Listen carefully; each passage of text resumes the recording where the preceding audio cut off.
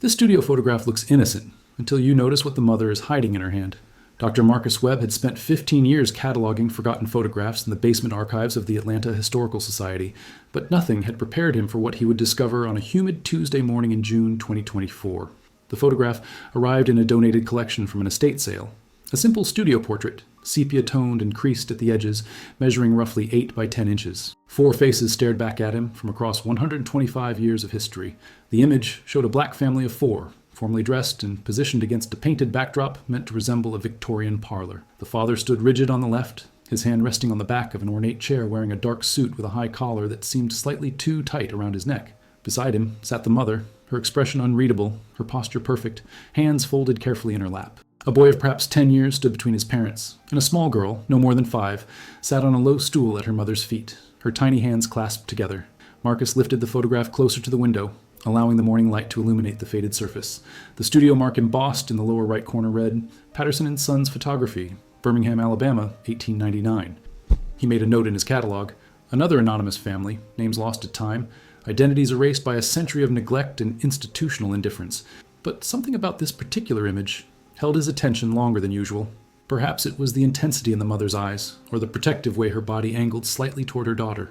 Perhaps it was the strange formality of the composition, the way each family member seemed almost too carefully positioned, as if the moment had been rehearsed and weighted with significance beyond a simple family portrait. Marcus set the photograph on his desk and reached for his digital scanner. The Historical Society had recently acquired high-resolution scanning equipment capable of capturing details invisible to the naked eye, and he had made it his mission to digitize every photograph in the collection before they deteriorated further. He placed the image face down on the glass surface, closed the lid, and pressed the scan button. The machine hummed softly as light swept beneath the photograph. Marcus turned back to his computer screen, expecting nothing more than a clearer version of what he had already seen. The progress bar filled slowly. When the image finally appeared on his monitor, he leaned forward and began the routine process of adjusting contrast and brightness. Then he saw it. Marcus's hand froze on the mouse. He had zoomed into the lower portion of the photograph, examining the details of the daughter's dress, when his eye caught something unusual in the mother's right hand. What had appeared to be simply folded hands in the original photograph now revealed something more. Between her thumb and forefinger, partially concealed by the careful positioning of her fingers, was the edge of something small and white, a piece of paper, folded multiple times into a tight square no larger than a postage stamp. His breath caught in his throat. In 15 years of examining historical photographs, he had learned to notice the details that others missed. The hidden jewelry that indicated secret wealth, the subtle skin conditions that revealed untreated diseases, the background objects that dated images more accurately than studio marks. But this was different. This was intentional concealment. Marcus increased the magnification until the pixels began to blur. The paper was definitely there, clutched so carefully that it wouldn't be visible in a standard print. Only the high-resolution scan, combined with digital enhancement, had revealed its presence. But why? Why would a mother pose for an expensive studio portrait, a rare luxury for any black family in 1899 Alabama, while secretly holding something in her hand? He sat back in his chair, his mind racing through possibilities. A love letter? A religious verse? A good luck charm? None of those explanations felt right. The photograph itself spoke of formality and importance. The family's clothing was immaculate, carefully chosen and likely borrowed or saved for over months. The father's shoes were polished to a mirror shine. The children's faces had been scrubbed clean, their hair meticulously groomed. This wasn't a casual sitting.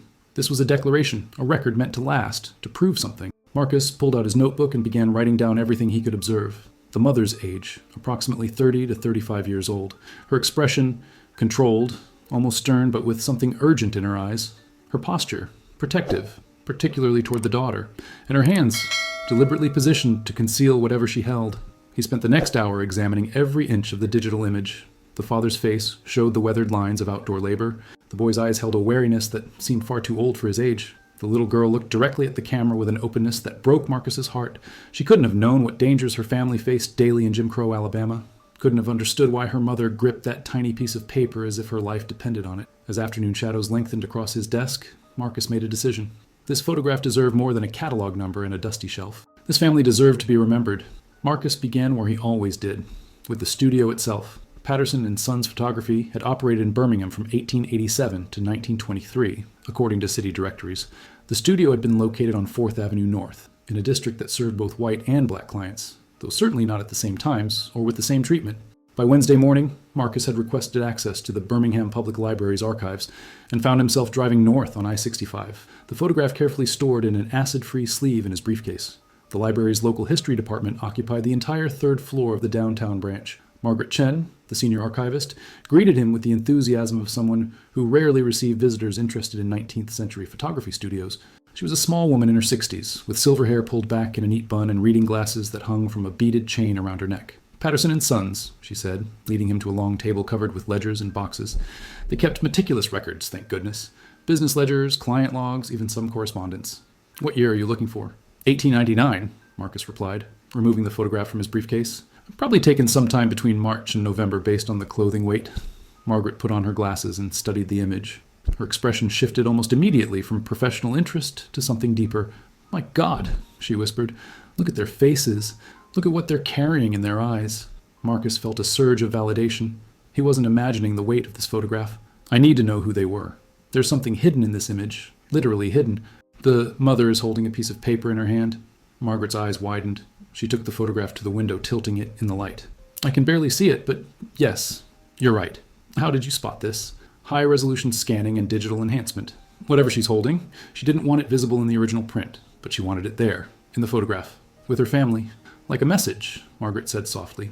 "A message to the future." They spent the next 4 hours going through Patterson and Sons client logs from 1899. The ledgers listed names, dates, and services rendered, along with prices paid. Most entries were brief. Wilson family, 4 poses, $2.50. Or Miss Dorothy Hayes, portrait sitting, $1,075. The prices were significant. 2 pounds and 50 represented nearly a week's wages for many workers in 1899. Marcus's eyes burned from reading faded handwriting by late afternoon. Then Margaret's finger stopped on an entry dated August 12th, 1899. Freeman family, colored, 4 poses, formal sitting, $300. Payment in full. "Freeman," Marcus said aloud. "That could be it. 4 people, formal sitting. The price matches a significant occasion." The name Freeman carried its own weight in post-abolition America. Many formerly enslaved people had adopted the surname after emancipation, a declaration of their new status. But it also made genealogical research extraordinarily difficult. There were thousands of Freeman families across the South, many with no documentation beyond oral histories that had faded with time. Marcus returned to Atlanta that evening with copies of the studio ledger and a renewed sense of purpose. He spent the next 2 days searching through census records, city directories, and birth registries. The 1900 federal census, conducted just months after the photograph was taken, became his primary focus. He searched for Freeman families in Birmingham with 2 children matching the approximate ages. On Friday afternoon, he found them. The census record listed Freeman, James, head of household, black, male, age 34, occupation, carpenter. Freeman, Ruth, wife, black female, age 32, occupation, laundress. Freeman, Samuel, son, black male, age 10 at school. Freeman, Clara, daughter, black, female, age 5 at school. Marcus's hands trembled as he printed the document. James, Ruth, Samuel, and Clara Freeman. After 125 years of anonymity, the family in the photograph finally had names, but the discovery raised more questions than it answered. What had driven the Freeman family to spend $3, a significant sum, on a formal photograph in August 1899? What was Ruth Freeman hiding in her hand? And most importantly, why had she felt compelled to hide it at all? He began searching for additional records. James Freeman appeared in Birmingham city directories from 1897 through 1902 as a carpenter working in the construction trade. His name appeared on several building permits for homes in the Colored District near 16th Street. By all accounts, he had established himself as a skilled tradesman with steady work, a remarkable achievement for a black man in Jim Crow, Alabama. Ruth Freeman proved more elusive. Laundresses rarely appeared in official records beyond census listings, but Marcus found her name in an unexpected place: the membership rolls of the 16th Street Baptist Church, where she had served on the Women's Auxiliary Committee. The church, which would become tragically famous 64 years later when a bomb killed 4 young girls, had been a center of black community life in Birmingham since its founding in 1873. Marcus contacted the church's current historian, a retired teacher named Dorothy Williams, and explained his research. 2 days later, she called him back with news that made his heart race. "I found something in our old records," Dorothy said, her voice tight with emotion. "A notation from September 1899, just 1 month after your photograph was taken. It's a prayer request submitted by Ruth Freeman. It says, 'Prayers for safe passage and protection of our daughter Clara. May the Lord shield her from those who would do harm.'" Marcus closed his eyes. "Protection from whom?" "That's what I intend to help you find out." "Oh, this..." Dorothy Williams arrived at the Atlanta Historical Society the following Tuesday, carrying a worn leather portfolio stuffed with photocopied documents. She was a tall woman in her 70s, with silver-streaked hair and eyes that had witnessed decades of Birmingham's painful history. She settled into the chair across from Marcus's desk and spread the documents before them like evidence at a trial. You need to understand what 1899 Birmingham was like for black families, she began, her voice steady but weighted with emotion. The city was 26 years into Reconstruction's failure.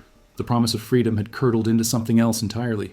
A system designed to keep black people as close to slavery as the law would allow. She pushed forward a newspaper clipping from the Birmingham Age-Herald, dated July 15, 1899. The headline read, "Convict lease system expands, state profits from Negro labor in mines and mills." Marcus scanned the article, his stomach turning at the casual cruelty of the language, the matter-of-fact description of black men and women being arrested on fabricated charges and sentenced to hard labor that often proved fatal. But it wasn't just adults they targeted, Dorothy continued. She laid out another document, a report from the Alabama Children's Aid Society from 1898. Children could be taken too, orphaned, abandoned, or simply claimed to be vagrant. Black children especially. They'd be placed in apprenticeships that were slavery by another name. Marcus thought of 5-year-old Clara Freeman, her open face staring at the camera. You think Ruth was afraid someone would try to take Clara? I think Ruth had reason to believe Clara was in specific danger. Dorothy pulled out a handwritten letter, the paper brittle with age. This was donated to our church archive by Ruth Freeman's great-niece in 1987. It's a letter Ruth wrote to her sister in Montgomery, dated August 5th, 1899, exactly 1 week before that photograph was taken. Marcus carefully unfolded the letter. Ruth Freeman's handwriting was precise and educated, each word formed with deliberate care. "Dearest Sarah, I write with troubled heart. A man came to our home yesterday, a white man who claimed to represent the Birmingham Industrial School. He said Clara was of an age to benefit from their educational program and that they could provide better opportunities than we could give her. James sent him away firmly but politely. But Sarah, I know what that school truly is. I know they take children and work them in the cotton mills and factories, calling it education. I cannot let them have her. I will not. We are taking steps to protect our daughter. Pray for us. Your loving sister, Ruth." The room fell silent except for the hum of the air conditioning. Marcus read the letter 3 times, each word sharpening the image in his mind. The photograph wasn't just a family portrait. It was a defensive act, a declaration, a weapon against those who would claim Clara didn't belong to her parents. The paper in her hand, Marcus said slowly. "It has to be Clara's birth certificate," Dorothy nodded. "Or freedom papers if the family had them from before the abolition. Either way, proof that Clara was born free, that she belonged to James and Ruth Freeman, that no institution or individual had any claim to her." Marcus spent the next week submerged in archives, chasing fragments of the Freeman family's story through the sparse records that documented black lives in turn-of-the-century Alabama. Birth certificates from that era were inconsistently filed, especially for black children. Many births went unrecorded entirely, leaving families vulnerable to exactly the kind of predation Ruth had feared. He found Clara Freeman's birth certificate on a Thursday afternoon, buried in a misfiled box at the Jefferson County Courthouse. The document, dated March 3, 1894, listed Clara's parents as James Freeman and Ruth Freeman, maiden name Washington, both noted as free persons of color. The certificate was signed by Dr. Henry Morrison, a white physician who had occasionally served the black community, and bore an official county seal. Marcus photographed the document from every angle, noting its dimensions, approximately 2 inches by 3 inches when folded, small enough to conceal in a closed hand. The paper was of good quality, suggesting the family had paid extra for a durable copy. He could imagine Ruth folding it carefully, creasing it until it became small enough to hide, essential enough to carry always, but the birth certificate alone didn't explain the depth of Ruth's fear. Marcus needed to know more about the Birmingham Industrial School mentioned in her letter. He found references in municipal records. The school had been established in 1895, ostensibly to provide vocational training to wayward and orphaned children. In practice, as Dorothy had suggested, it functioned as a source of cheap child labor for Birmingham's growing industrial sector. A report from the Alabama State Labor Inspector in 1901 confirmed the worst. Children as young as 6 years old, working 12-hour shifts in cotton mills, their small fingers ideal for threading machinery. The report noted that a significant percentage of these working children were placed through the Birmingham Industrial School system, though questions remain about the voluntary nature of such placements. Marcus discovered something else in the labor inspector's report, a list of recruitment agents employed by the school to identify potential students. One name made him pause. Mr. Horace Whitfield, described as particularly active in the colored districts, where he has successfully placed numerous children in beneficial apprenticeships. The same Horace Whitfield appeared in Birmingham police records from 1899. He had been granted authority to remove children from homes deemed unsuitable by the school's board of directors. The criteria for unsuitability were deliberately vague, giving Whitfield enormous discretionary power. Marcus sat back in his chair, the pieces assembling into a picture that sickened him. Whitfield had come to the Freeman home that August day in 1899, targeting Clara specifically. Perhaps he had seen her playing in the street, had noted her age and health. Perhaps someone had mentioned that James Freeman was frequently away on carpentry jobs, leaving Ruth alone with the children. Whatever his reasoning, Whitfield had identified Clara Freeman as a candidate for his industrial school system. And Ruth had responded by doing the one thing she could, documenting her daughter's existence, establishing her legal identity, and creating a photographic record that would prove Clara belonged to her family. Marcus contacted the Birmingham Industrial School's successor organization, now operating as a legitimate educational nonprofit. Their archivist, a young man named Timothy Ross, initially seemed confused by the inquiry. But when Marcus explained the context, a family photographed in 1899, a mother hiding her daughter's birth certificate, a recruitment agent named Horace Whitfield, Timothy's demeanor changed. "Give me 2 days," Timothy said quietly. "We've been cataloging historical records for a transparency project. If Whitfield tried to take Clara Freeman, there might be documentation." Those 2 days felt like 2 weeks. Marcus returned to the digitized photograph, examining it with fresh eyes. Ruth's expression no longer seemed merely stern, it was defiant. Her posture wasn't just protective, it was confrontational. She was staring directly into the camera, directly across 125 years of history, as if daring anyone to challenge her right to keep her daughter. The formal positioning of the family, which Marcus had initially attributed to Victorian photography conventions, now appeared deliberate in a different way. James's hand on the chair wasn't casual, it was proprietary, claiming ownership of his space and his family. Samuel stood between his parents like a bridge, his young face already showing the guardedness that black boys learned early for survival. And Clara, small Clara, sat at her mother's feet under the protection of her mother's hidden proof. Timothy called on Saturday morning. I found him. Horace Whitfield submitted a report to the school's director on August 8, 1899. He identified Clara Freeman, age 5, as a suitable candidate for domestic training program.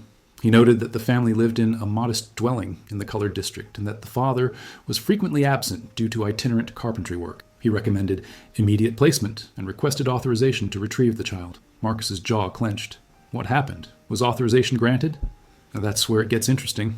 There's a second notation dated August 15, 1899, 3 days after the Freeman family's photograph was taken.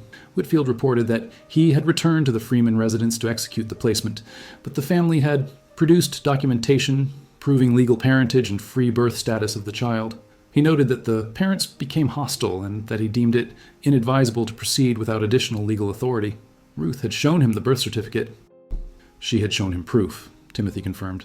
And apparently, even in 1899 Birmingham, that was enough to make Whitfield back down, at least temporarily. There's one more note in the file, dated August 22nd. Whitfield wrote that he had observed the family departing Birmingham via railroad, destination unknown. He recommended closing the case. Marcus felt his heart pounding. They left. The photograph, the birth certificate, it bought them enough time to escape. That's my interpretation. And Marcus, there's something else. Attached to Whitfield's final report is a small newspaper clipping. It's from the Birmingham Age Herald, dated August 20th, 1899. Would you like to know what it says? Yes. Timothy's voice tightened with emotion as he read. Local Negro carpenter James Freeman has relocated his family to Chicago to pursue expanded business opportunities. Freeman, known for quality craftsmanship, stated that he seeks a city where his children might attend better schools and where his wife might find opportunity beyond domestic service. The family departed Thursday morning. The departure announcement in the Birmingham newspaper was remarkable for what it represented. In 1899, black families who left the South rarely warranted newspaper mention unless their departure was framed as evidence of ingratitude or failure. But James Freeman had managed to control his own narrative, presenting the move to Chicago as ambition rather than flight. It was a final act of dignity, a public statement that allowed the family to leave with their reputation intact. Marcus traced the Freemans' path northward through railroad manifests and city directories. By September 1899, they appeared in the Chicago City Directory, living at an address on South State Street in the city's growing black community. James had found work with a construction company building homes in the neighborhoods that would later become known as Bronzeville. Ruth's name appeared in different records. She had joined the Bethel AME Church, and according to membership notes, had become active in the church's Mutual Aid Society, an organization that provided support to black families new to the city. The notation beside her name included a detail that made Marcus smile, skilled with correspondence and record-keeping. The children's records were more scattered, but ultimately more hopeful. Samuel Freeman enrolled at the Phillips School on South Wabash Avenue in October 1899. The school's annual report from 1900 listed him as an exceptionally diligent student with particular aptitude for mathematics. Clara enrolled the following year, at age 6, at the same school, but it was what Marcus found in the 1910 census that truly moved him. The Freeman family still lived in Chicago, now at a larger address on South Michigan Avenue.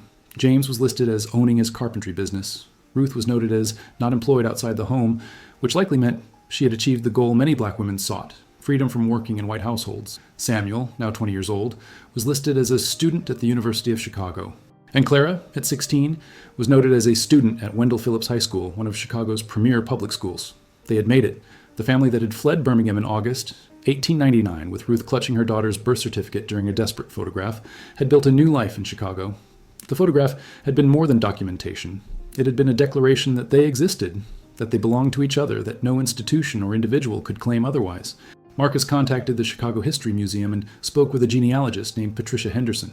When he explained the Freeman family's story and showed her the 1899 photograph, she disappeared into the archives for 3 days. When she emerged, she brought news that transformed everything. "I found Clara," Patricia said, her voice trembling slightly. Clara Freeman married in 1915 to a Pullman porter named Robert Hayes. She had 4 children, all of whom attended college. Her youngest daughter, Dorothy Hayes, became a teacher in the Chicago public school system and was active in the civil rights movement during the 1960s. "Is Dorothy still alive?" Marcus asked, hardly daring to hope. "No, but her daughter is. Her name is Michelle Hayes Robinson. She's 72 years old and lives in Oak Park." And Marcus? "She's been trying to research her family history for years, but she couldn't get past Clara's childhood in Birmingham.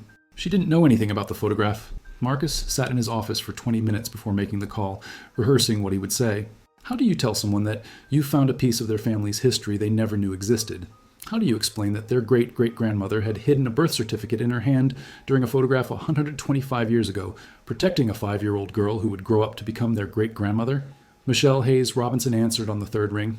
Her voice was warm and slightly breathless, as if she'd rushed to the phone. Marcus introduced himself, explained his work with the Atlanta Historical Society, and asked if she had time to discuss her family history. "I've got all the time in the world for that conversation," Michelle said. "I've been trying to trace my grandmother Clara's early life for decades, but I keep hitting walls. I know she was born in Alabama, and I know the family moved to Chicago when she was young, but I don't know why they left or what their life was like before." Marcus took a breath. "I found a photograph of your family, taken in Birmingham in August 1899. Your great-great-grandparents James and Ruth Freeman, with their children Samuel and Clara. Clara would have been 5 years old." The line went silent for so long that Marcus thought the call had dropped. Then he heard Michelle's voice, thick with emotion. "You found them? You found a picture of them?" "I found more than that. I found the reason they left Birmingham. And I found something your great-great-grandmother Ruth was hiding in the photograph, something she held in her hand to protect Clara." Over the next hour, Marcus told Michelle everything. The high-resolution scan that revealed the hidden paper, the church prayer request, the letter to Ruth's sister, the Birmingham Industrial School recruitment agent, Clara's birth certificate, and the family's escape to Chicago. He emailed her the digitized photograph and waited while she opened it on her computer. He heard her sharp intake of breath. "Oh my God!